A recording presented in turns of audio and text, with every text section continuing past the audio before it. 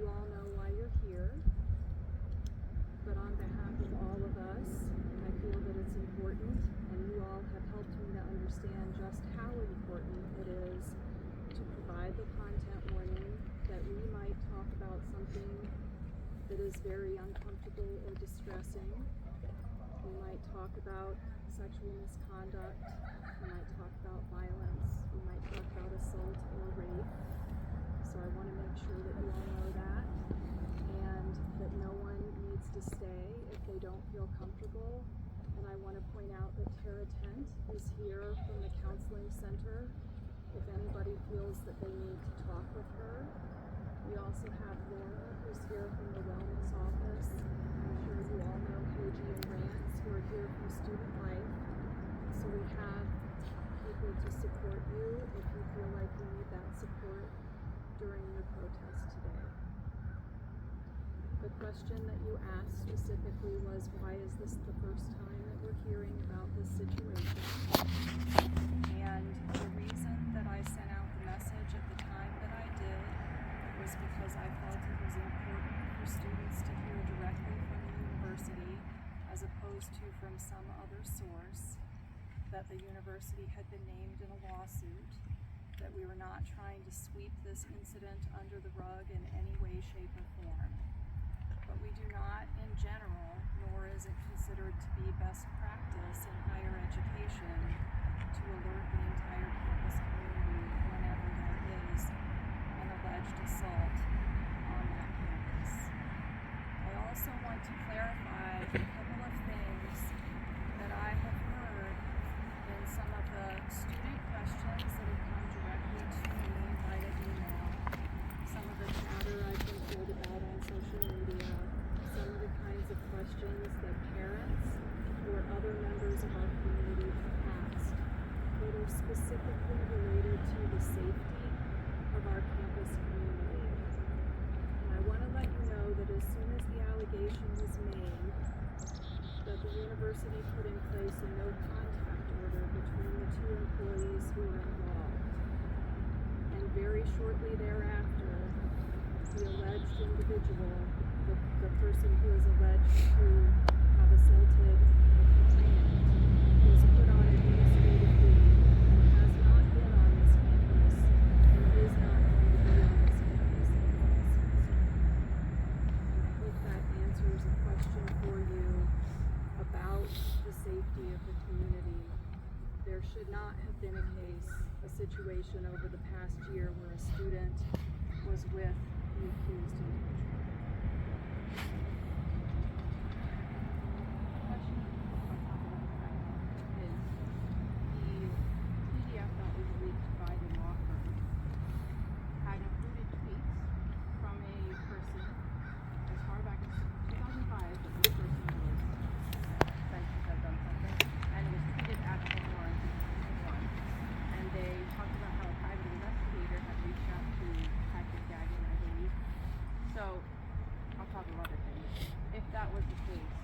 Why was this person still allowed to teach at this institution? Because I personally feel like if an investigator came up to me and said, this person has prior allegations, I would never open near people like me, and even people who are underage, because there are some students here who are under 18. Very good question, and absolutely the right question to ask.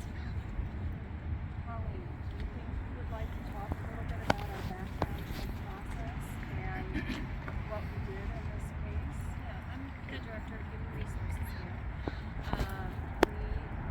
People apply, they go through a background check process all the time. We'll be looking for criminal background, sexual offender registry, and verifying education credentials. Can you hear me okay? Should I be a little louder? Okay. So we did a background check in this case. We do a background check for all employees, and we have since 2014. So no one would be hired if there was anything concerning in the background check information. When we heard about that tweet outside, we contacted the designated investigator.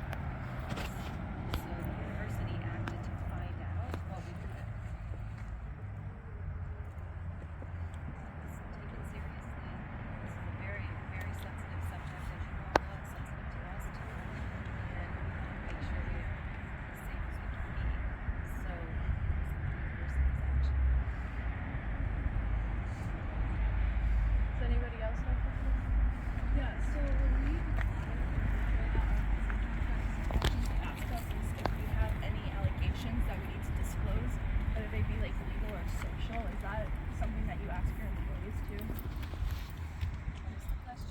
So when we apply to like come to school here, we have to say whether or not we've been accused of any sort of discrimination or harassment or assault.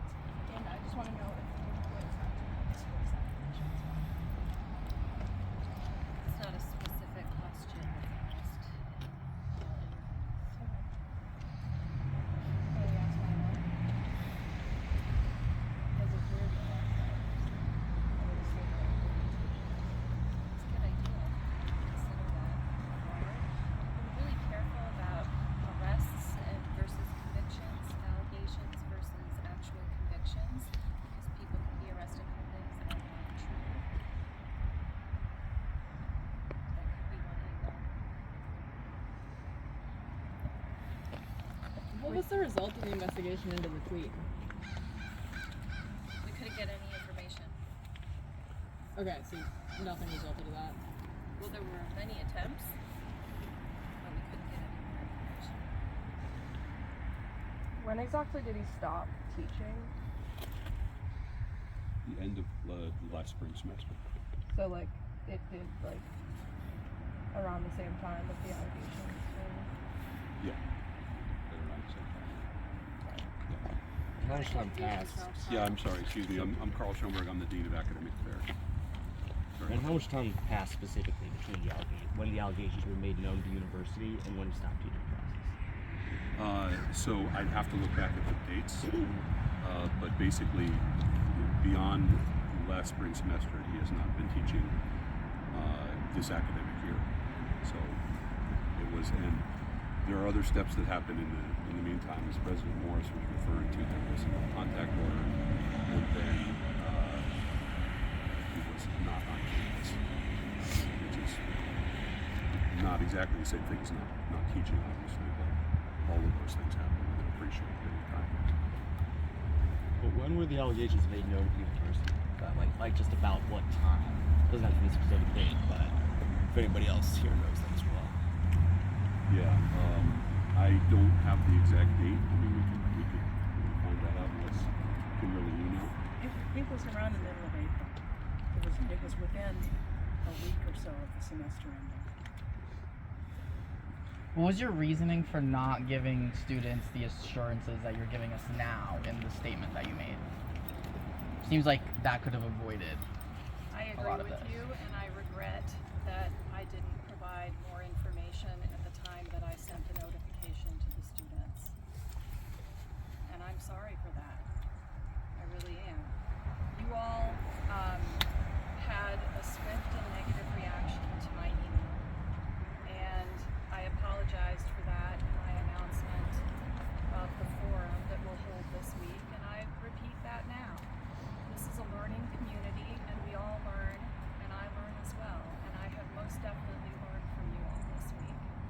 It would have been better to have put more information about what we did back then to protect the student community, and I regret that I did not do that. Thank you for asking that question and giving me the chance to say it directly to you. Sort of going off of that, the legal document said that the university had the ability to seize his property and see if he had looked up date rape, drugs, and things like that on the internet that was allegedly used on the professor. And I was wondering why that didn't occur or if there's a different story from your end as to why.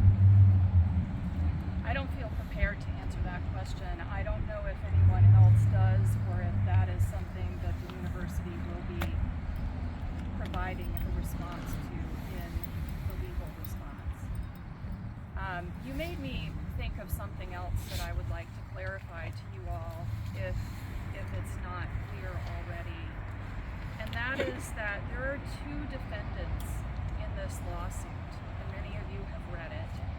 There are two defendants. The university is a defendant, and the specific employee about whom these allegations were made is a defendant.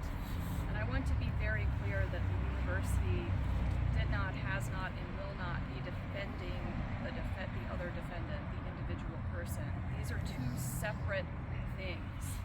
The faculty member who has had these allegations made about him, he is responsible for defending himself against the plaintiff. The university's defense is about the university's actions as relates to this case. We are not defending him.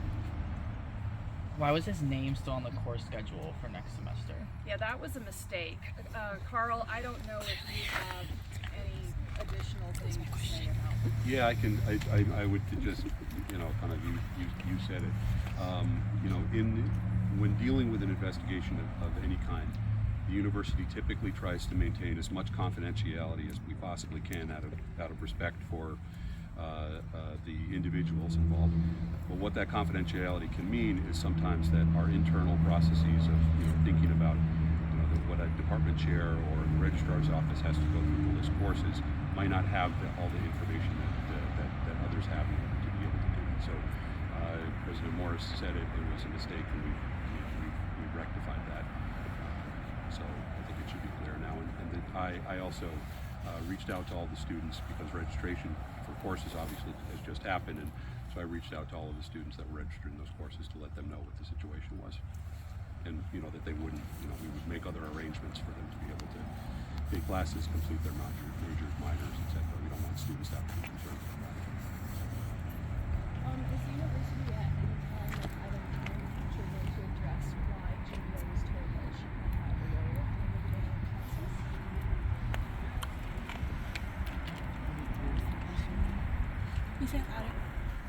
So, at no point was Jane Doe told she couldn't have a lawyer in the process, but there was a miscommunication about what happens during the interview process. And as soon as we found out that there was that miscommunication, we corrected it. And will that be made known to the entire student body? I guess my follow-up question is, do you guys have a plan to address all the concerns that we're talking about here to everybody? I think we will do a lot of that at the open forum that we're holding on Wednesday. You all, by being here today, have shown that you have a particular concern, and therefore it's good that we have the opportunity to answer some of your questions today before the forum ends. Will you share a open summary of the events and the things talked about at the forum to the student body after the forum's taking place, or is that information going to remain solely in the forum? Honestly, I haven't thought about that. Did we do that last year? Does anybody recall? Did we send out a summary of the forums that we had last year? I think we did. I think we summarized in broad strokes what happened at the October forum, and then we worked on the questions. I don't know if we did the second one because there weren't very many students who came to that one. During the background check process, was it taken into account that multiple other allegations that could be Nothing like that came up in the background check investigation. That's done pre-employment, so it was all clear.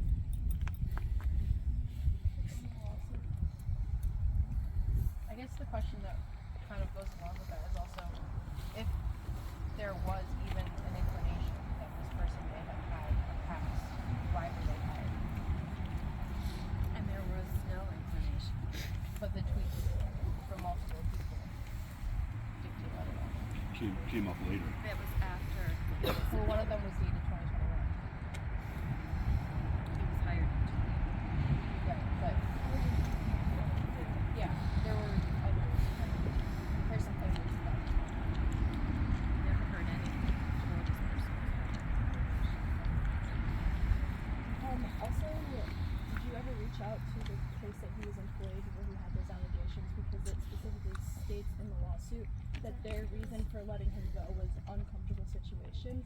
So did you ever call his past employers or do any of that sort of stuff that most of us have to go through for any minimum wage job applications? Yes, but I can't speak more broadly on that because of the case. Is he officially barred from coming to the campus, or could he come here theoretically if he wanted to? No, he's not allowed to campus. Did he finish teaching his courses last spring? Sorry, say that again? Did he finish teaching his courses last spring? Yes. Yes, he did finish teaching his courses.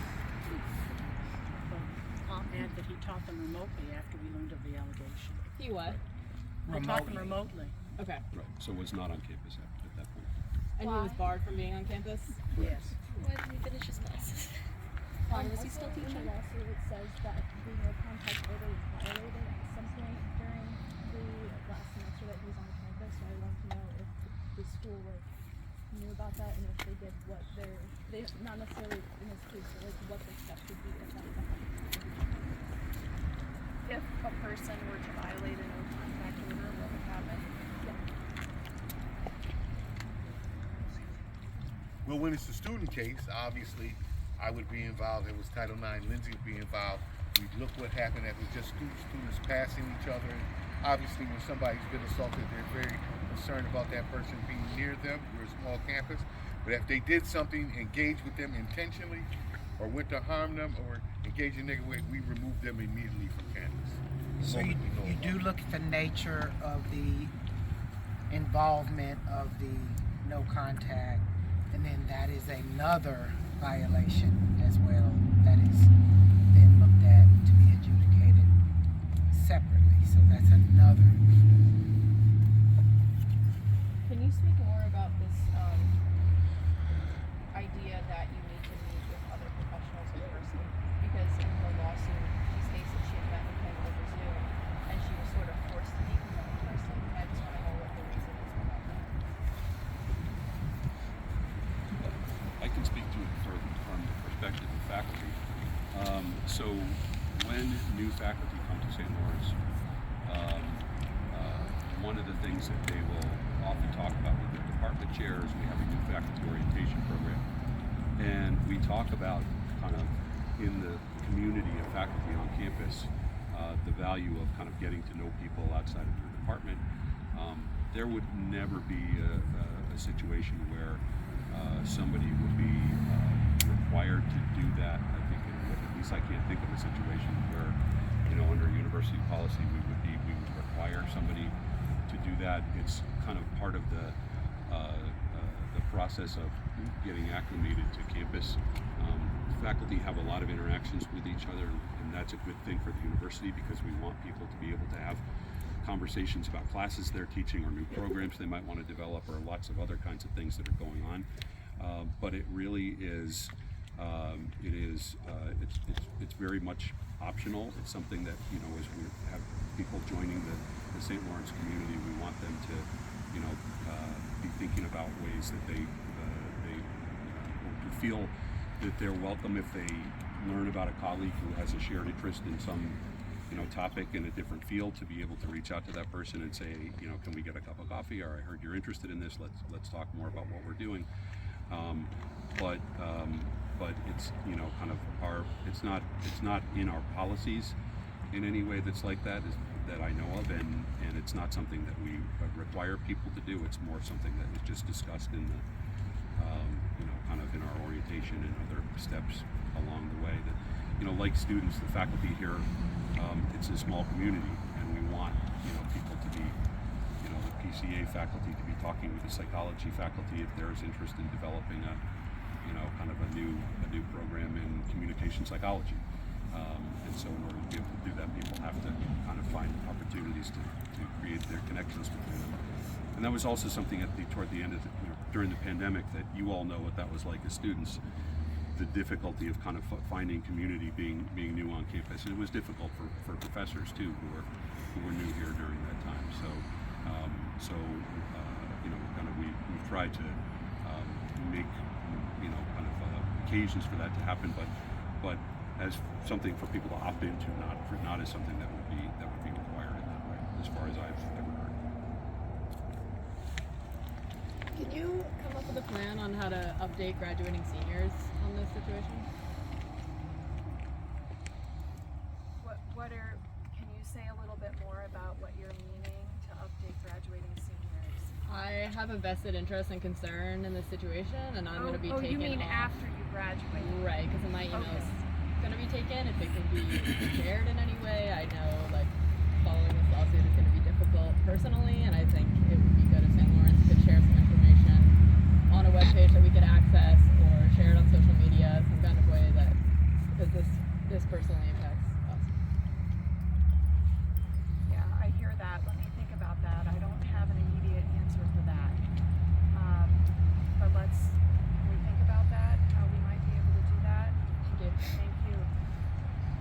Are public health majors going to get new professors? Sorry. Are public health majors going to get a new professor? We actually just completely unrelated to this, completed a search and hired a new full-time faculty member in public health. I sent a message to the students who are currently enrolled in the public health courses that I was referring to before in the fall. I'm working with Leah Rolfson, who's the coordinator of the public health chair of the public health program, to kind of finalize the plans for staffing the public health program in the fall. And yeah, all the students who are current or about to be or thinking about being public health majors, minors, students who want to take a public health course are going to be able to do that in the way that they want.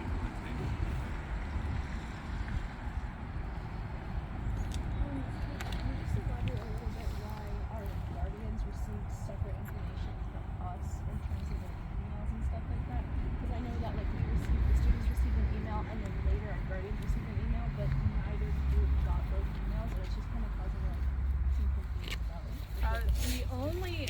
The only difference that occurred between those two emails was that the Guardian's email that came out later said this is what was sent to the students, and some questions had arisen about students who were enrolled in classes where he was the instructor of record for the spring semester, and that we at that point had reached out to all of those students, as the dean just said. That's the only thing that was different between those two emails. And that's because as the day progressed, and you might imagine there was a lot of activity happening that day, we discovered this mistake in the course schedule and addressed that, and it was done by the time we sent the message to the parents. So just to clarify, you guys didn't know that we had been registering for classes until after the first emails? I did not personally. I don't know if anyone else did. I'm sorry, I didn't catch it. Did not know. That we had been registering in classes and then we didn't see the first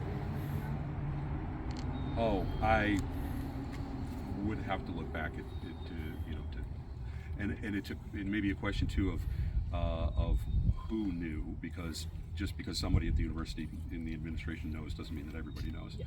But basically, as soon as we recognized that there was an issue there, we took the steps that were necessary to address it. And really tried and will continue to make sure that we do that in a way that doesn't disadvantage students who,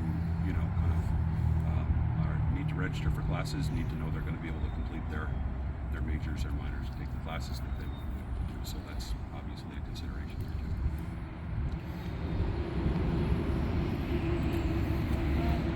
Past what happened to the professor and you knowing what happened, how have you supported her? How have you helped her throughout understanding what happened to her? Like, what were some things that you did? Because it seems like from that document that there wasn't much done, and I just want to give you guys the opportunity to explain, but that's just kind of what I can speak to some of that, maybe Karl can speak to other pieces of that. As soon as we learned about the allegations, various people on campus had a conversation with her to find out what she wanted to do in terms of moving forward with the classes and what kinds of support she needed. And she indicated that she, needed someone to help her complete her classes, and so we made arrangements to do that for the rest of the semester. She was informed that we have just like students have access to the counseling center, all employees have access to counseling through one of our employee benefits that's called Employee Assistance Program. And so we made her aware that she could contact them and arrange for confidential counselor to help get her through this. And we made ourselves available for any questions or concerns or needs she might have. So, just to clarify, I heard you say that you helped her or that you guys covered her classes, but in the lawsuit it very clearly states that the burden was on her to get her classes covered. Is that correct?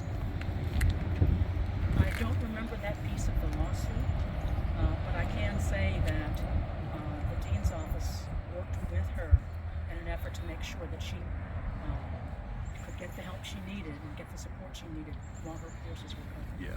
Let me say a little bit more about that too. When there's an emergency situation of any kind, and a faculty member can't continue to teach their classes or might not be able to, we work with the faculty member. What we want to do is reach out just like we would if there was a student in an emergency situation, to kind of figure out what they need specific to their situation in that moment, and try not to assume that they do or do not want one thing or another, but rather to sort of talk with them about, what do you need right now, and then figure out what the best way is to do that. So if there was an emergency situation involving, for instance, a faculty who had kind of a medical emergency and they couldn't teach, what we would do is we've done this many times, talk with the other faculty in their department to figure out if there's a way to cover their classes and who's going to do that. And because obviously we have to be concerned about the students being able to complete the classes and get their grades and that kind of thing as well, and make sure that that's fair and equitable. So that's what we would do in any kind of situation. But we don't want to start from the assumption that either you must do this or you are not allowed to do this. We want to talk with the kind of everybody involved about what's going to work. And so I'm wondering, I guess on that topic, is then why was the professor named in this lawsuit, the defendant? Why was he allowed to continue teaching online when there's the option for classes to be covered? I guess my concern is, why was he allowed to be teaching for so long when there's that option for these classes to be covered? Yeah. I think the best answer I can give to that is we're sort of assessing the situation in real time, and trying to understand what what the most appropriate steps are at that moment. I will say this though, and I want to be really clear about this, that if there is ever a situation where the university feels, in light of an investigation or a claim that's been made, that there's sort of a clear and present danger, there's risk to students or the campus community, in allowing somebody to continue to be on campus, or to allow them to kind of continue to do their work they're doing, we take steps, and you've kind of all probably know this about the student Title IX process, that at the moment when the university feels like that there's kind of an allegation's been made that seems to suggest that there's risk to others on campus, that we kind of take more kind of impactful steps to make sure that risk is not there. So I think any of us probably can look back at any situation and say, we didn't have, we will never have all the information in the moment that we have much later, because things become, there are things that come up over time that you just didn't know then. But those are the principles that we act on to make sure that we're making the right judgments based on the information we have at that time, if that makes sense. It does, but it seems like in your answer you're suggesting that you didn't think the allegations were a clear and present danger to students. No, I would not. I wouldn't say we were making any judgment about whether about the sort of conclusion of the allegations. We were trying to assess what we knew, what we didn't know, and what was the most appropriate step to take based on the information we had at that moment. So could I ask why it didn't feel like it was a big enough danger or risk for him to still be teaching classes? Because but remember, he was not. What we did was basically to say that he could not be on campus. But he was still interacting with students virtually. Yeah, that's true. So why didn't that feel like a big enough concern to have somebody fill in his classes? Because that is a resource that seems like it could have been an option if the danger was clear and present enough. Sure, and I think the best answer I can give you is because at that time we had no basis to think that there had ever been a danger posed in the kinds of interactions that that this person would have with students that would be there if you were teaching virtually. There just wasn't. We didn't think at that time that there was a risk in that happening. I have another question about in regards to if Jane Doe is told or not told that she was or wasn't allowed to have a lawyer. It says in the document that sorry, I have to find it again. That the university falsely told Ms. Doe that she was prohibited from retaining her own legal counsel to assist her during the investigation process. And then it goes on to say that later on, Flint-Hamilton had sent Ms. Doe an email admitting that mistakenly she had told her that she was not entitled to receiving her own legal counsel during the investigation. And very clearly, you had stated that that was not the case and that was not accurate. Could you just speak more to that? Because I'm confused on how that's conflicting. Yeah, I can speak to that. And so we have several processes that exist sort of side by side in the university when there's any kind of an investigation, whether it's Title IX or university violation or discriminatory harassment or anything. And so those and they differ in respect to what happens during an interview with investigators. In some cases, the parties are allowed to bring an attorney as a representative with them to an interview. And in other cases, they're told that they can't, that they have to have a member of the university community that's not a lawyer. And so when Jane Doe, when we sent the letter to Jane Doe, we had sort of collapsed the part about support persons. We had confused it with another one. And so again, the part that she was told was that she couldn't have an attorney as a support person during the interview. But it didn't speak at all, and maybe I misspoke earlier when I said she never was told that she couldn't have an attorney, because that really wasn't addressed. It had to do with what happens during an investigation. And so she wrote back to me and asked me to check that, and I did. And I said, you're absolutely right. You're allowed to have an attorney during the interview process, and this was a mistake. Is it St. Lawrence policy that there are certain settings in which people can't have a legal counsel present, or is that a bigger policy that applies to the state, or is that something internal? I couldn't speak to that. I don't know that answer. I wish that we had Lindsay here, because I think she could answer that question. But what's in my mind, and I hope I'm not misremembering this, but I think that there was a change as administrations changed over with who could be a support person and who couldn't. And so there have been several changes as we've moved through Obama, Trump, and Biden. The Title IX regulations keep changing. Yes. And if my memory is serving correctly, I think that that was one of the changes that happened at one point of who could be a support person during different stages in the process. Lindsay, I think, will be able to clarify that for sure on Wednesday.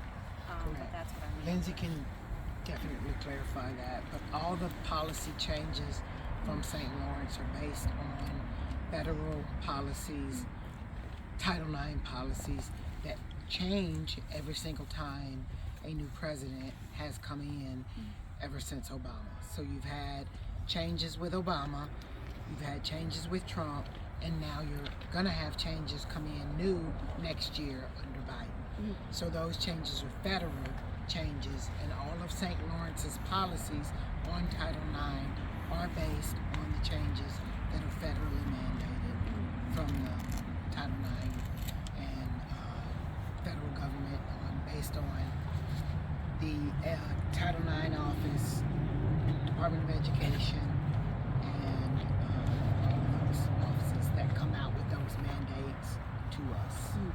Was there a Title IX coordinator at that time? Why were you the point of contact? That's a good question. So, the previous Title IX coordinator had retired from the institution the previous summer, and President Fox was getting ready to leave the university as well.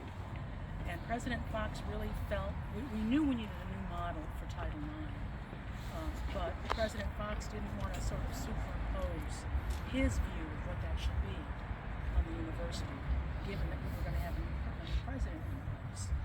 And so to take us from the time when Lisa Kanier, who was the Title IX coordinator, retired, to the time we selected who ultimately was Lindsay, the new Title IX coordinator, we sort of had a team.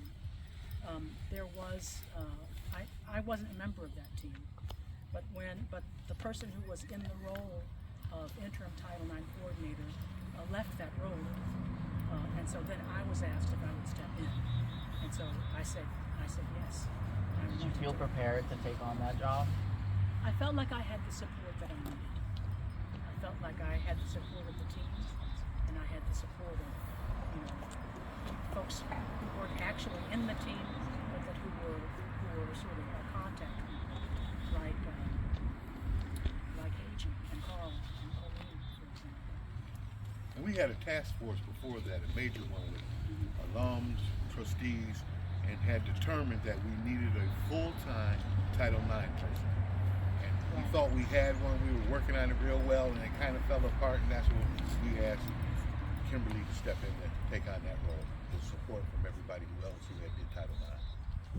And Title IX is always difficult, as Kimberly will tell you, and all our students will know, but she did step up and was able to help us as we move this forward. And now, as you know, we have Lindsay, and we're thankful she's here. She has the skill and insight to be able to move us forward. And I also want to say this, okay, so a lot of the questions that you're bringing up today and the questions that I also expect to hear at the forum on Wednesday, so you're helping us think through what will make our process even stronger in the future. I know this is a tough time for all of us, but I appreciate that you're coming to us with your questions, with your honest and passionate questions, and we're trying to answer them to the best of our ability. But this difficult process, I know, will put us in a different and stronger place in the future. About, we're undergoing a process because of the Biden administration changes that we expect to get within the next month or so. We're going to rewrite portions of our policy anyway. So this is actually an opportunity to not just rewrite the things that the Biden administration is mandating for us, but to also think about all these questions that you're raising with us and ways that our policy can be better than what it is. Maybe I can say, just to add to that, the task force that Rance just mentioned a moment ago, Rance was part of it, Kimberly was on it, I was on it, Jen Thomas, who some of you know is the Associate Dean of the first year PCA faculty member, was on it, and quite a few other people, alums, the members of the Board of Trustees were on it. And that group met very intensively for a number of years and recommended some really substantive changes that we have implemented since then. So creating a full-time position for a Title IX coordinator, creating Laura's position of wellness coordinator, and a lot of other things as well. A committee to kind of intentionally focus on sexual health and wellness and violence prevention issues on campus. So I mentioned that not to say that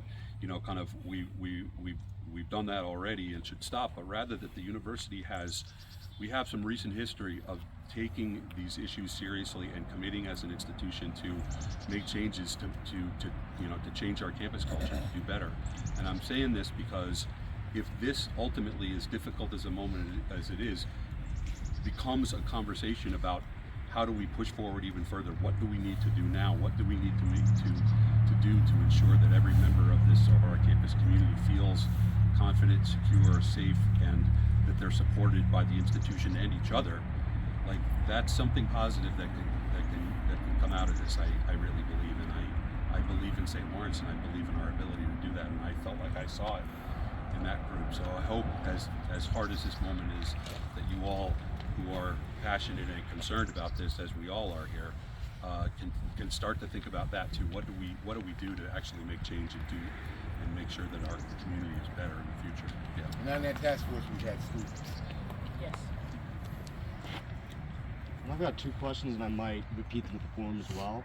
The first one is kind of just more of a bigger picture question of, like, when you say that it's because of like standard university policy shared across different institutions, they didn't share this information until your hand was forced to, really, by the lawsuit.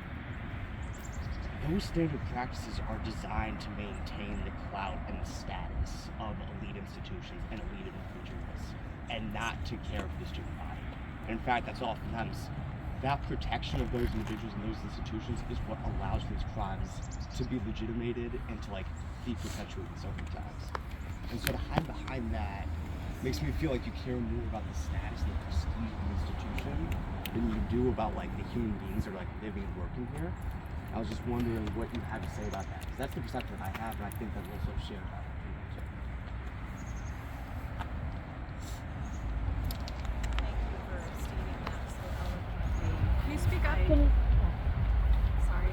Can you speak up a little bit? Oh, yeah. Thank you for stating that so eloquently. And I do want to say, while we had just talked about Lindsay a few minutes ago, she would like to be here. She knows about this, and she would have been here if she could have. So I don't want anyone to question her level of care because she's not here. She will be there on Wednesday. She just couldn't be for personal reasons today. Yeah, it hurts me that people think that I care more about that big picture stuff than about the quality of the experience of people on our campus. I'm not saying you're hurting me. I'm saying like that's not the way that I feel. We are stuck as an institution in a difficult spot because sometimes what the community needs and what the law says might put us into some conflict. You know, a very good example of this would be, you know, I hear you, students want action, right? There's a lot of students on our campus who wanted this accused person to be fired summarily at the time that the allegation was made. And I understand that desire for action, but we also have to follow the law that requires due process.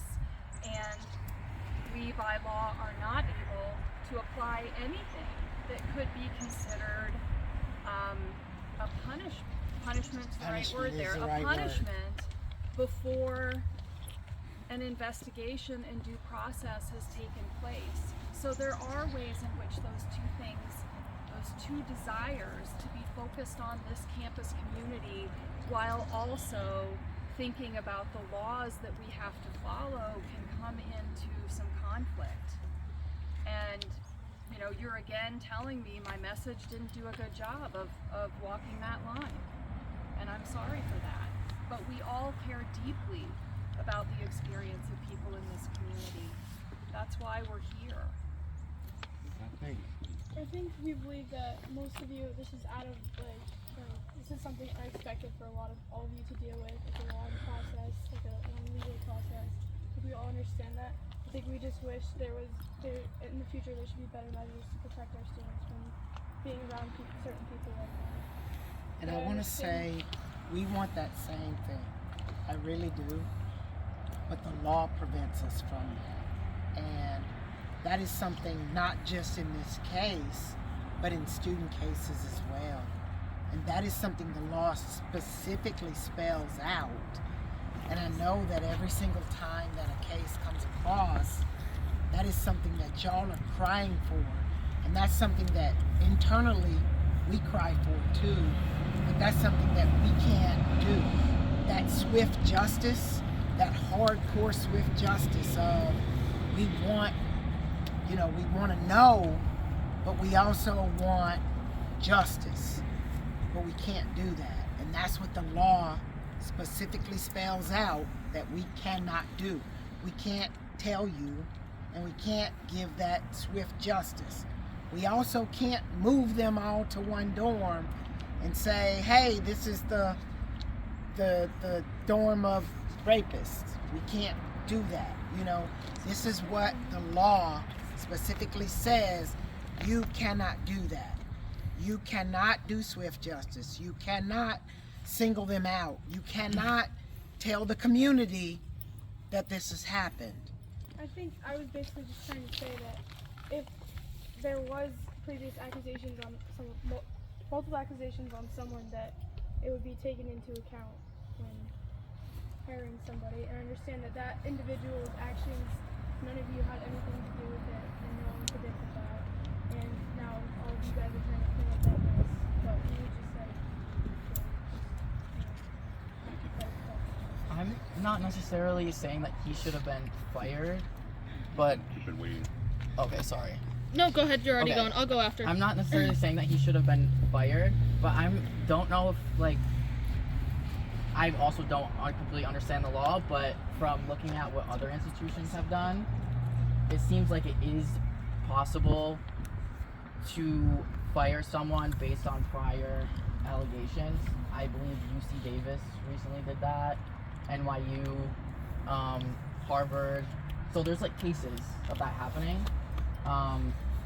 So I mean, I don't understand the law completely behind it, but it just seems like that this is like a conversation that's going on like in the whole country, and that, yeah, that could be taken into account. Yeah, I think like I'm hearing everyone sort of right now, and this is on the topic of that swift justice. I'm hearing everyone sort of admit along the lines here that mistakes were made in this whole process. So I guess, and I'm having a little bit of deja vu because I was on this lawn last spring when we were, begging to talk to you guys, and you showed up then and you're showing up now, and I think that is good, and I'm thankful for that, and I'm thankful for you guys being present to hear our voices. But at the same time, like, you're admitting to us again after we already had these conversations and we already begged you guys for a lot of these baseline things, that mistakes are being made and made and made. And when that happens with every single position and every single place someone is going to, because it wasn't just Kimberly that she went to, and it wasn't just there wasn't just one person that was being dealt with here, and it seems like there's some acknowledgement of mistakes in every process of what was going on, including the email that was sent to us last week or this week. And so what I'm wondering is how, as an administration, as faculty, like, you're going to hold yourselves more accountable to not making those same mistakes, to pile up to be like one sort of big instance like this where we have to come together and sort of like beg and plead with you guys to do a little bit better. And I'm wondering how we can trust that that's going to happen.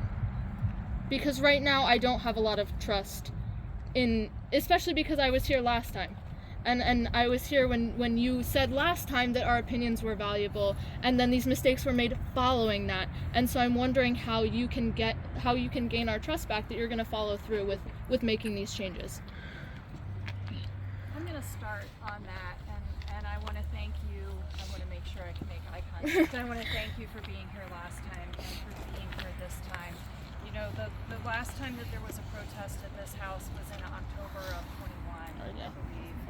And at that point in time, we had a situation that happened that rightfully got people very upset.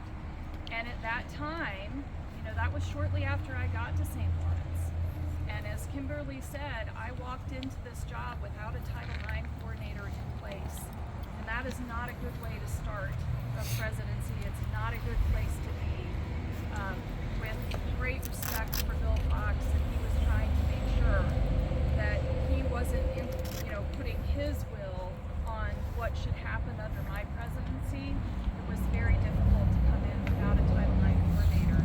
And one of the first decisions that I made when I got here was that we needed a Title IX coordinator, and we thought a lot about what that position should look like, and that we wanted it to be, first of all, a standalone position as opposed to a part of somebody's bigger, broader job. The previous person had been a vice president with a big portfolio, and Title IX was one little piece of that portfolio. What we ultimately ended up doing in hiring Lindsay is having a person whose sole responsibility is dealing with Title IX and sexual wellness education. So we have a resource now that we didn't have at the time of that October session that you're referencing. And Lindsay has a variety of things that she can talk about Wednesday if she wants to, that she has done as concrete actions that have changed since that first time that you all came here to MacAllaster House. We developed Laura's position and her entire office about wellness for students.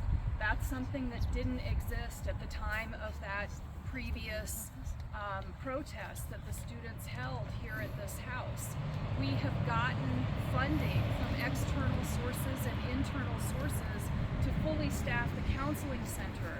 that Tara supervises, and that was something that didn't exist when you protested on this lawn in October of 2021. And as I said, higher education is always a place where we are learning, and I personally believe we have to all be willing to admit our mistakes or those moments in time where we wished we had done something different or better in an effort to always be moving forward. And where I hope some of that trust can come from is being able to say, here are things that are different from that first time. Here is evidence that we're willing to acknowledge that we're not perfect, that we're human beings dealing with difficult, messy problems, as you so eloquently stated, and I appreciate that. And we are always doing our best on behalf of you as students and on behalf of the institution. He had a second part of his question that he never got to ask, so I wanted to come back to that. Thank you. This is a more specific question as well, which is I understand that you cannot just fire him on the spot as soon as you realize that the allegations are really credible. You know, that's a shame, but that's also not something that we can change right here. But my question as well is prompted by the fact that I know the faculty have known for much longer than the student body about this as well. And so my question is, as soon as you found out that these allegations were really credible, which should have been very quickly, because it's pretty cut and dry as well, why did you not let the student body know everything that you possibly could say about what had happened and what the university was doing about it and what was going to happen in the future and what the process looked like and what students can do for themselves and what students can do for each other as well in this moment? And also the things that you cannot say, because I'm sure that there are things you cannot disclose for legal reasons, but also say, specifically, we cannot say this because of this specific legal statute. Because to have no communication with the students whatsoever just felt really disrespectful. Like, you didn't respect us at all. And just say, we can't say anything for legal reasons or because of university practice, instead of saying, these are the specific statutes, you know, that we cannot say this information at this point, you know? Just some more transparency, I feel like, would have been. I'm going to address part of that and then ask my colleagues to fill in. And I want to say, I am aware that faculty were talking about this back a year ago. That did not come from the institution's actions. We have never announced what has happened here. So any faculty awareness is from faculty talking to each other, the parties involved talking to each other. So it was never the case that we were talking to faculty and not talking to students. And I don't know if anyone else has anything else that they'd like to share in response to that question. And legally, we cannot talk about an ongoing investigation. You're not allowed to just throw out an ongoing investigation and what's going on with it.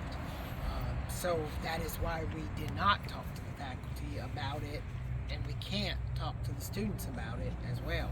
All you can do is what you do with one party, you have to do with the other party. You can't talk about it publicly, what's going on. You're not allowed to legally because of the statutes that go on in the mandates for Title IX.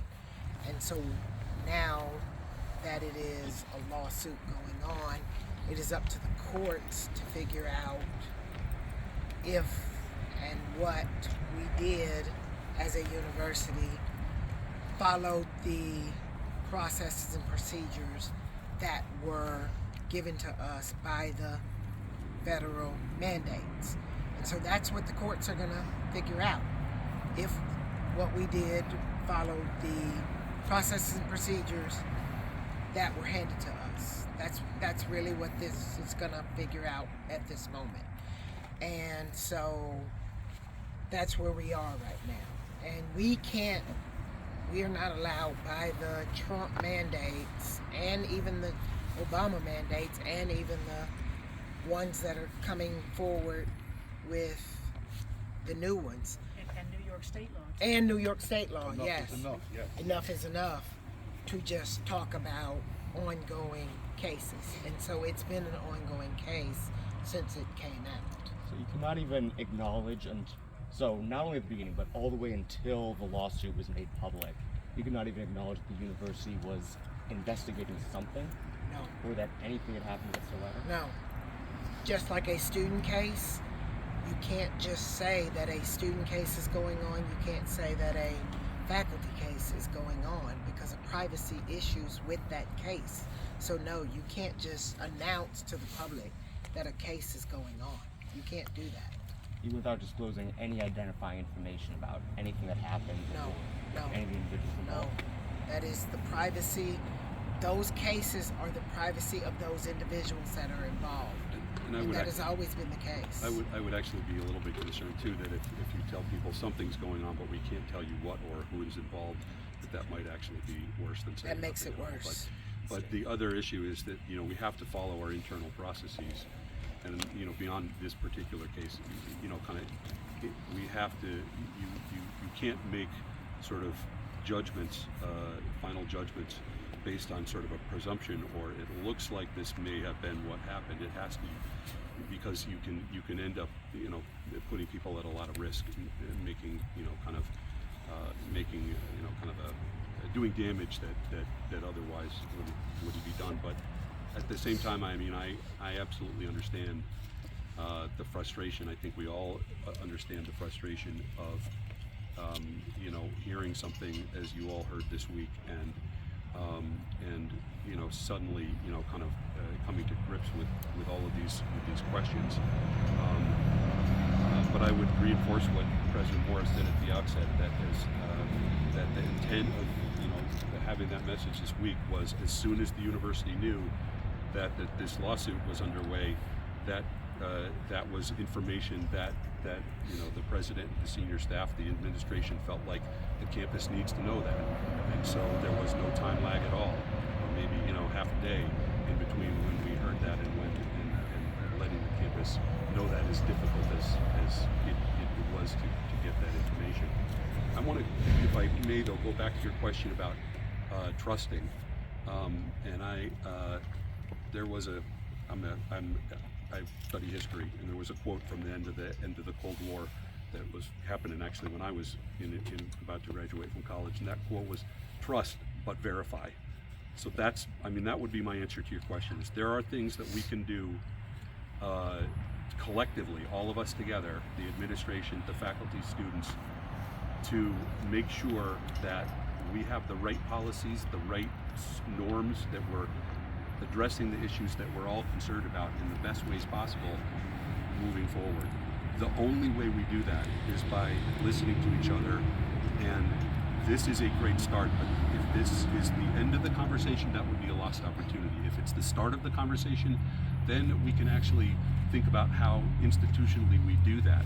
Kind of that task force from, that Rance was mentioning before, I think is a great example of that.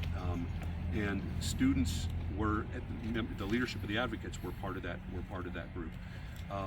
Students have a role in the governance structure at St. Lawrence, so a role in decision making about where the university goes in the future, and who we are and what we do. And all of those pieces, if you use those kind of structures to kind of find the areas of consensus about this is what really needs to change right now, and we listen to each other about both what needs to happen and what the limits are and kind of what the complexities are, and we look at what other institutions are doing and figure out, like, are there places where they've really got sort of things that we would want to try here. Get everybody involved. We have huge resources in our alumni network, huge resources in our board of trustees, a lot of and more than anything else, the power of who we are as a community. Like, you all are here today because you care about St. Lawrence, not just what happens this year, but what happens 3 years, 5 years, 10 years from now. So we can use those resources, but the way to do it is not to just sort of say, okay, well, you said, things are going to change, and so I believe you, but rather, let's talk about what is that conversation going to be, who's going to be involved, how can we make sure that it's actually moving forward. And I've seen that happen. It's hard work, so it's not automatic, but your question has me thinking about things that I have already been thinking about coming out of this. How do we make sure that we're doing all we can to make this place the place we want it to be? And I just want to say to your question, that night, Kate's not just talking, she's action too, because that night she said, we've got to get a full-time Title IX coordinator. that next morning, she had me in her office and we talked about what that looks like. And it wasn't just a Title IX coordinator, it was a Title IX coordinator and educator. So it was somebody that was gonna get out there and be with y'all and be educating. And so that is why Lindsay is a full-time Title IX coordinator and educator. That is on her title. She's in the student center all the time, doing educating, going to student organizations, meeting students where they are and getting out there. And it did take us a while to find the right person, because when Kate talked to me, she talked about really getting that person that was gonna fit with St. Lawrence. And that meant finding that person that cared a lot about all of you, because we care about you so much. And so we rejected a lot of people. We went through so many interviews, trust me. And we had students on the committee, advocates on the committee. We were like, no. But we wanted that right person, that person that was gonna educate and care, not just do Title IX work. Because Title IX work is hard. Title IX work, as you can imagine, all of you are out here, you're passionate about this, you care about this, but this is hard, this is a lot. Thinking about, like your sign says, stop protecting rapists, believe survivors, that is a lot of work. You take this home with you. You think about this a lot, you don't sleep a lot, because you're thinking about survivors. And you take this home with you. So yes, we have to find somebody that cares about you as students, and we found that right person. We found Lindsay, and that's who we brought. And I want to add too, that Lindsay's only been with us since last August. It hasn't even been a year yet, and yet we're already beginning to see the impact that she's having on students. Yes. Change takes time. Yes, it does. And I think, working together, especially with Lindsay leading this work, I have a lot of faith, and I think we all do, that we'll be the place that we want to be. That's as transparent as we can be, given our legal restrictions. That actually, does the things that we can to notify people appropriately and legally when we can. But it hasn't been a year yet. We'll get there. I think to that point, this event obviously it occurred in April, and you said that Lindsay joined us in August, and so there seems to be a lapse in time between those 2 points in which the cost was this person, and I feel like we're not acknowledging enough there is a person involved in this who suffered greatly, that we're just not acknowledging enough, I feel like, right now. And so I guess what I'm wondering is from that as well, is what are you going to do to remedy the past mistakes and the things that slipped through the cracks before now, moving forward? What are you going to do to help what was slipping through before now? Because you can't just move on and say, okay, we're doing better now, so the past doesn't matter, because this happened and this person's life has changed forever. And so I guess what I'm wondering is what are we going to do to remedy those past mistakes in moving forward? Do you guys have a plan for that at all? I think, and I'll ask the rest of this group to comment on this to give their perspectives. But I think our plan is to hear what you have to say, to be self-reflective and assess how we've been proceeding in this really turbulent year, right? And then to make concrete changes in our policy and in our procedures. And so it's a time of hard work and reflection, but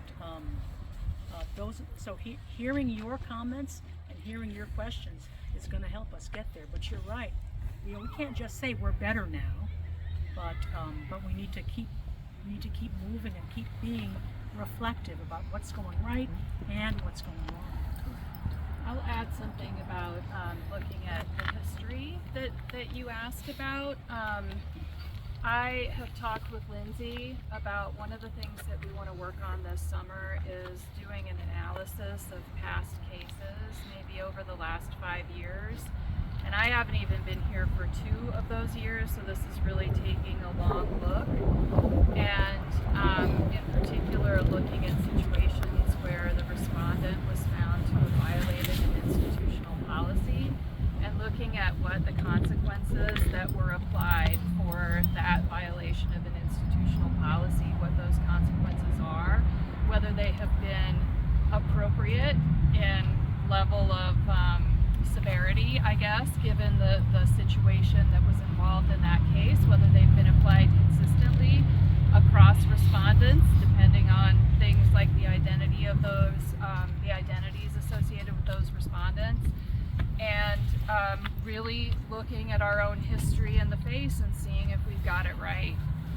So that's something that I think all of us who have some direct engagement, my job of course is to make sure we have the right policies and that they're being followed, but the people who are directly involved in them are committed to really looking at our historical past and thinking about what that past says about what the future should be. Really appreciate the question.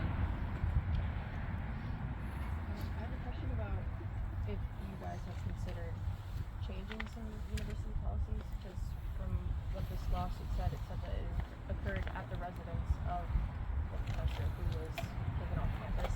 And for me, the first thing that came to my mind is if we want to make this better for future faculty members, that university-related meetings like planning coursework should not be allowed to occur in a residential area, and it should be done on campus. And I'm wondering if there are other things like that that you guys are considering to ensure that the future of both students and faculty is safe. Karl, you want to say anything on the faculty So, side? yeah, again, I cannot think of a case where the university would require people to meet with one another one-on-one in an off-campus location like that. So I don't think we have policies now that would be, you know, kind of requiring people to do that. There are lots of occasions where faculty socialize with each other, and you know, when they do that, they often talk about university business. You know, committee meetings or whatever will come up at if there people are hanging out watching a movie together. So I don't think we could, you know, kind of prohibit that. But to your larger question about are there policies that we can look at and change? There absolutely are. And we've been talking a lot here about sort of Title IX and our practices around it, and I think Hagi noted before that has changed over time with changes in presidential administrations. But there are you know, other ways of doing a lot of the things that we do, and if they're the things that are not specifically required by federal or state law, then we do have the ability to look at them and change them. And you know, my opinion, we don't do that often enough in lots of different ways. But this is one where, you know, if there are things that come out of all of this that we say, you know what, we really, you know, kind of, we've been doing it this way, we really need to rethink that, or, you know, kind of, we didn't understand the possible consequences of that, then we should change it. And the question for me is sort of, how do you start to do that? How do you get to that point of saying, well, what are those things, and who has to then discuss what the changes would be?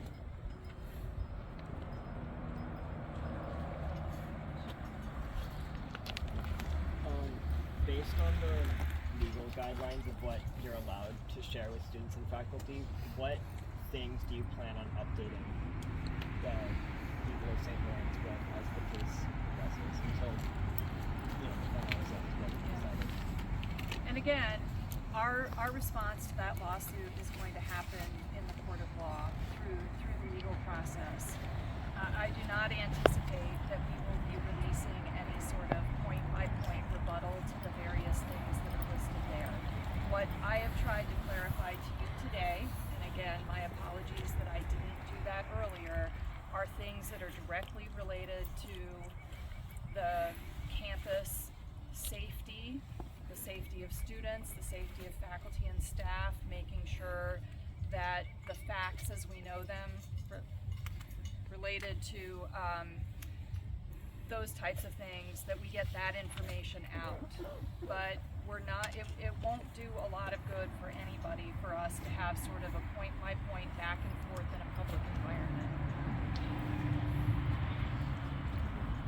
Is he going to be on academic probation until the lawsuit is closed?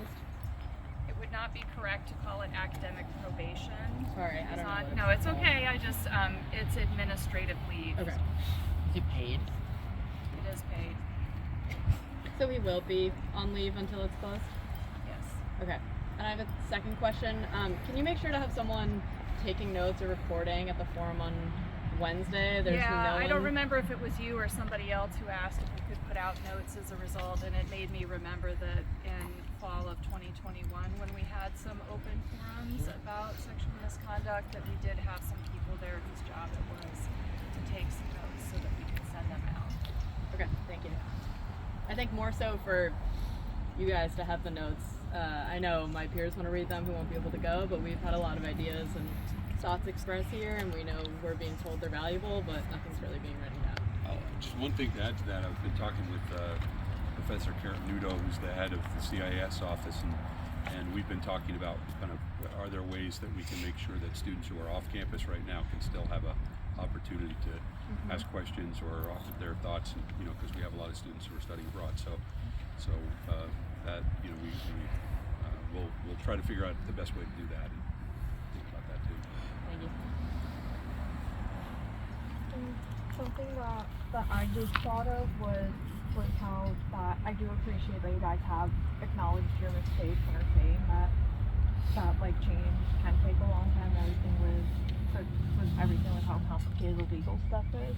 However, it feels like when you sent out that first email and did not list the advocates as a resource, that it almost devalues the student organizations that are doing a lot of work. And I have also heard how some people feel about the non-coalition where they don't necessarily like us, even though we are trying to create better change for current and future people on this campus. Thank you so much for bringing that up. We actually talked about that a little bit ago, and I'm going to let Laura speak to this, but before I do, I want to say that I found out that the lawsuit was filed at maybe, I don't even remember, sometime on Wednesday after the business day was done. And we got out the message to the campus community, I think around 10 o'clock or something on Thursday. I don't remember exactly. So the timeline was tight. And like I said before, the thing that was the most important to me is that you heard this from me, as opposed to hearing it from the media or from somewhere else, because I don't want students to think that we're trying to hide or sweep under the rug things that are going on. When we can talk about them, it's time to talk about them, and we should do that. But one of the things that happened then, because of that timeline, is that it was pretty tight of a timeline to get people together. And Laura, you had, you want to tell the story of our discussion about who should be mentioned in the... Yeah, so there was a group of us that met early on Thursday morning, and President Morris asked me to be part of that group in my role as student wellness coordinator. And so when we were looking at the draft of the message that was going to go out to the student body, originally what was there was a link to, here are some resources that linked students to the website. My sense in some conversations that I've had with students was that I felt like it would be better to list some of those resources in the email than to have people have to click into a link and then scroll and find those. So we started talking about, okay, what do we want to list? And in my head I was going through, okay, we need to list the counseling center, and we need to make sure the 24/7 hotline is on there. We need to list Reverend Sean, because a lot of students have a really good relationship with Reverend Sean and might want to go see her. And so we were going through the list of here are the different resources. The discussion continued around as we started adding more people to that list, people like Hagi and Rance. Should we specify for students who's a confidential resource versus who is a, remind me what it's called now, because I know it's changed, a mandatory reporter. It used to be called a responsible employee, but that's something else that has changed recently. And so essentially what happened was I saw some stuff on social media about were the advocates left off on purpose? Are the advocates not appreciated? Absolutely not. And I'm so sorry that the advocates got missed. It was just in that trying to get things out quickly, having the conversation about the link versus listing the resources versus who was on or off that list. The advocates did not wind up being on the list, and that was not intentional. It was an oversight in a fast-paced moment that the advocates weren't included on there. And so I'm very sorry that that happened. The advocates are very much a valuable resource. And I feel like I want to own this the most because I was the primary person ticking off, we got to make sure we have this or that. I pulled up my phone so I could see all the phone numbers of all the resources we needed to have. And I hope that you all know how much we do value the resources. My office put out the big purple flyers that have all the resources, the posters that are up in your residence halls and a lot of buildings on campus. And there's a resources for survivors tab on the Wellness Instagram, and the advocates are very prominent on both of those things. It just was kind of the quickness of the moment of, as President Morris said, trying to get that message out to you early Thursday morning. It got missed, and I'm really sorry that that happened.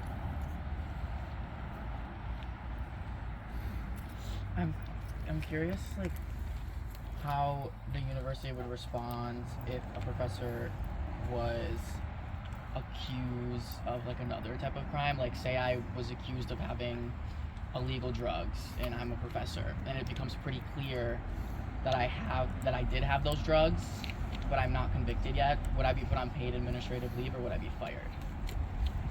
So there's a range of different ways that the university would respond. I mean, it's always going to be within our policies, within our established practices. For the sake of fairness, we have to follow those. But we have had cases where faculty have been accused of crimes of different kinds. Fortunately, not very many. But when that happens, in cases that I can think of, we have done similar things. Basically, said to a faculty member, you can complete your courses, but not be on campus. You can complete them remotely, or it all has to sort of depend on the circumstances, because. And it would be the policy normally to put them on paid administrative leave until they're convicted. I would say again, it really depends on what the situation is. So, I can't. We're always going to follow our policies, but because what you could be accused of and what the circumstances are can be so variable, it's really hard to say we absolutely would do X and we absolutely would not do Y. It just, Have professors been fired in the past before they were convicted of a crime? Have they been fired? So the past is a long time. I can't. That you know of? Yeah, I can't tell you. I'm trying to rack my brain, and I apologize if I get this wrong. I cannot think of a case when we have said you have been accused of a crime but not convicted and you are fired. So there's all kinds of circumstances under which people can, might leave the university, just like there's all kinds of things they might be accused of. And again, fortunately, it's not like we have, a huge amount of evidence and, enough to be able to really generalize from, because that would mean there were a lot of people being accused of a lot of crimes, and they're not. I mean, this is not something that comes up frequently at all. But a lot of it really is, it has to be sort of case by case depending on the circumstances. I'd like to take it back to another question regarding educators socializing outside campus. And Karl, I believe your response was that it'd be unreasonable to prohibit that or, not allow that. And I think that it's important to address that in the document that we've all seen, Jane Doe made it clear that she felt pressured to meet with this other educator. And I think it's important that we address how that can be possibly prevented, or how policies can be changed. Yep. And I just wanted to voice that. Yeah, no, I think it's a great point. I mean, and me saying that the university wouldn't require that by its policies, we don't mandate kind of that kind of thing, is true, but it also doesn't mean that an individual in particular circumstances, might have heard a different message, might have felt a different way about it. And I can't, I wasn't, part of all of the conversations that happened with all of the individuals involved at every step of the way. So, there are certainly, kind of reasonable differences that people might have based on their own, the conversations that they had or their perceptions of what was being said. So, and but I understand that there's an intention to, build community, and that's possibly one way of doing that. But I think it's a bigger issue, especially in corporate America, that you're required to go to this social event, and if you don't do it, then you won't progress in your job, or you won't be considered for some other position. And I think that's an important thing that the policy should reference. There are a very, very short list of things that faculty at St. Lawrence are required to physically do. You have to go to class, you have to go to faculty meetings, you have to go to commencement. Beyond that, there's an expectation that faculty will serve on committees, but attending every committee meeting is there's going to be no penalty or anything around that. But I think the way you framed the question though is important, because it's not so much about strictly about the university's policies as the perception that someone if somebody, student, faculty, staff, otherwise, feels like I feel like maybe I have to be in a situation that I'm not comfortable with, but if I don't do it, that there might be some cost to me professionally. That's not okay. We should not, kind of regardless of what the university's policies are, we should not, kind of ever be comfortable with somebody feeling like, I'm expected to do something that makes me feel certainly unsafe. So I think that's worth talking a lot more about. And I appreciate the question and the point. If there's ways that we can address that. I think what part of where it's coming from is, you all know, you've all heard it a lot, community is very important at St. Lawrence. It's a huge part of who we are, what makes us, kind of a distinctive place compared to a lot of other colleges. And that's true for students, but it's true for faculty and staff too. So the university positively wants to help people to find their community. But if there is a risk in that of feeling like, I'm being, I feel like I'm, being asked to do something that I'm not comfortable with, then, that's certainly, we should draw the line around that, and let's figure out how to do that.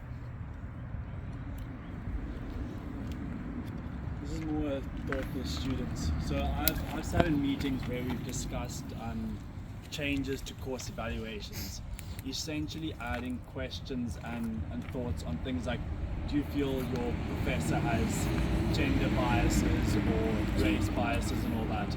We've had these discussions and we haven't moved forward. So I will this week meet again, and we will be trying to move forward with this again. So please reach out to your student government, even to your club presidents, to reach out to us. If you have these kind of ideas where you have a certain thing that you think could be a useful change. So, or help you set up meetings with people. So we, as a student government, we can help you set up meetings with people. And I often do meet with these people, so you can join me in these meetings. Please know that.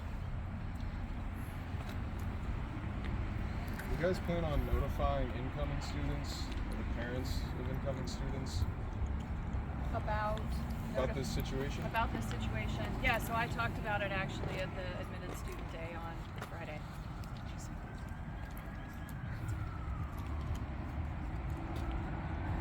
What did they hear about the situation? Pardon me? What were they told about the situation at the admissions event? I told them that they might hear or see as they walked across campus that day that students were rightfully upset about an alleged incident that had happened a year ago, and I wanted them to be aware of that. I talked about it after I gave my general welcoming remarks, and then I transitioned and said, now I have to talk about something that's kind of difficult. Sometimes bad things happen in good places, and then I talked with them about what we knew, what we were saying at that point in time.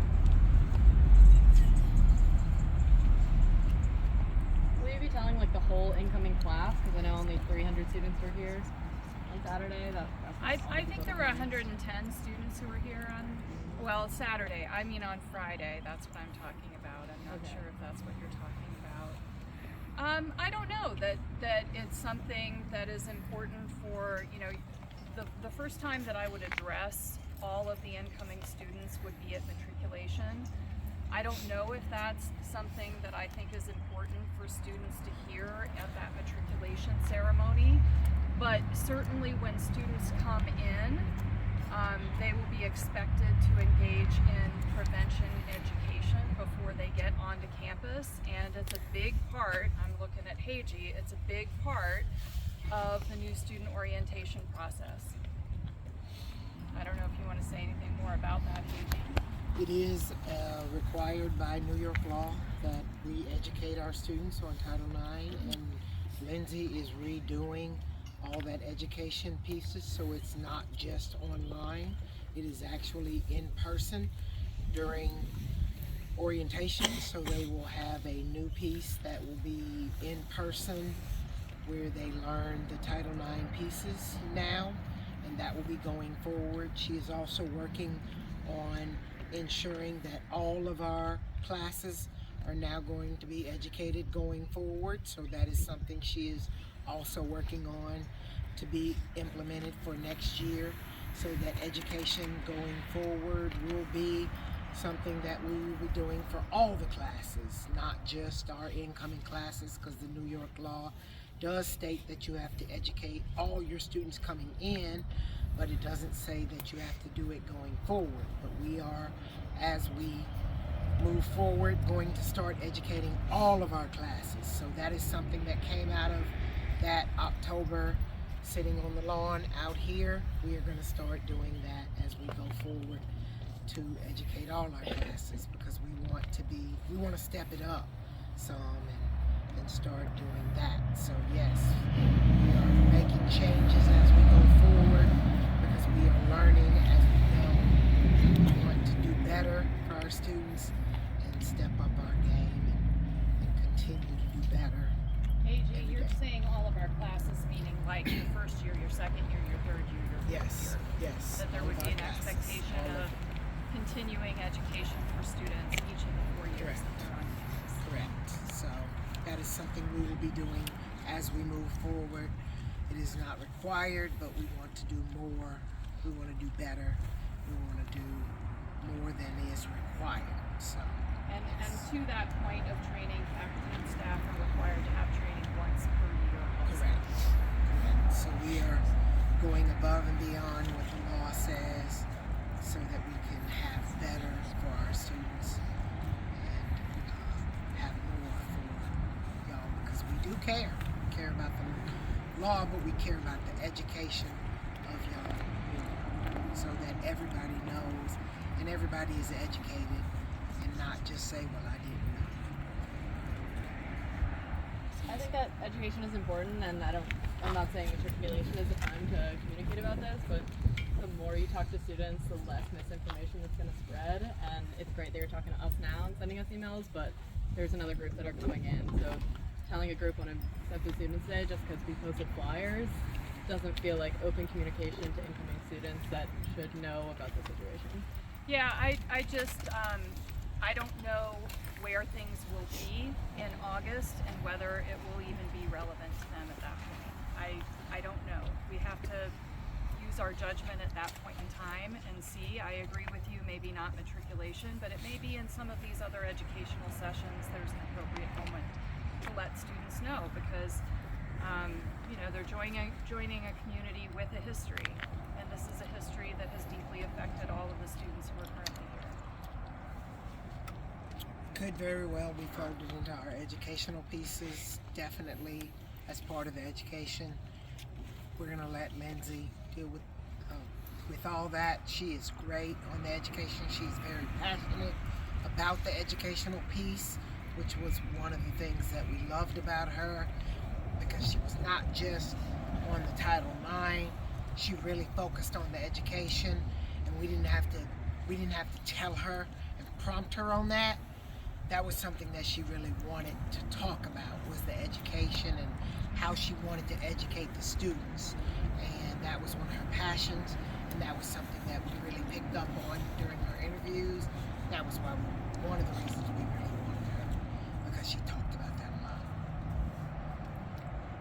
lot. I just wanted to say something about like my experience with Lindsay. I have had like great interactions with her, overwhelmingly very positive. We've had staff meetings in wellness where we've had her in, and I am a theme coordinator, so I had to do the mandatory Title IX training with her, and like really great experience with her. I will just say from a student perspective, I don't think she is quite as accessible to us as it might feel like she is from your perspective. I haven't seen her outside of those settings in my experience. So I've totally had positive experiences with her, but as like a student outside of those two roles in which I've interacted with her, I haven't had any other interaction. I don't know if that is reflective of other people's experiences. I wonder too if some of that might be because of where her office has been. And I know that's you. Yes. Has that changed yet, or it's going to change? We're changing that this summer, so she will be more centrally located.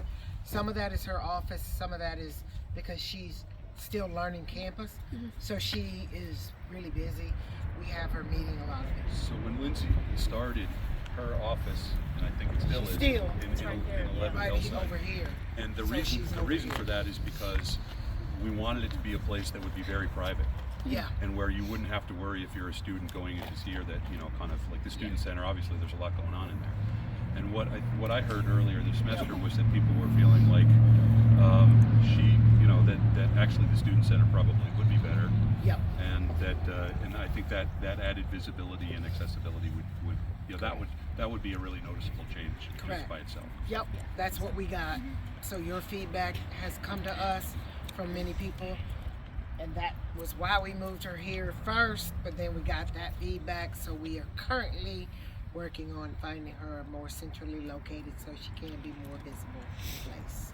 And I that's just what want to we're add to that a little bit, just working with Lindsay with students who are survivors of sexual assault. She's very accessible to them. Yes. Because we are usually communicating together, so she's very accessible to someone who has been sexually assaulted.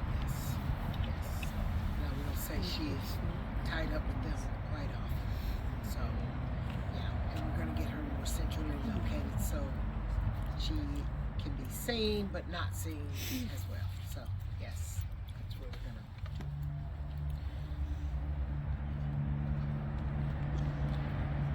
Does anybody else have any other questions?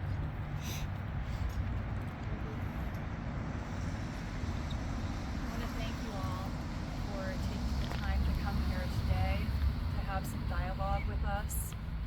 We hope you learn from us, and we also learn from you.